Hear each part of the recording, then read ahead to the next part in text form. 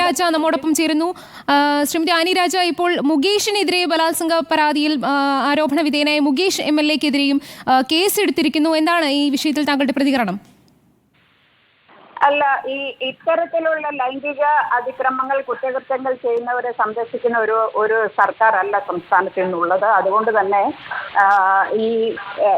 ഇതുവരെയും ഈ റിപ്പോർട്ടിന് Hema committee report വന്നതിന് ശേഷം ഒരുപാട് സ്ത്രീകൾ രംഗത്തേക്ക് വന്നുകൊണ്ട് പൊതു സമൂഹത്തോട് പറഞ്ഞ ചില കാര്യങ്ങൾ, ആ കാര്യങ്ങളുടെ അടിസ്ഥാനത്തിലാണ് ഞാൻ നേരത്തെയും ആവശ്യപ്പെട്ടത് മുകേഷ് MLA സ്ഥാനത്ത് തുടരാൻ പാടില്ല.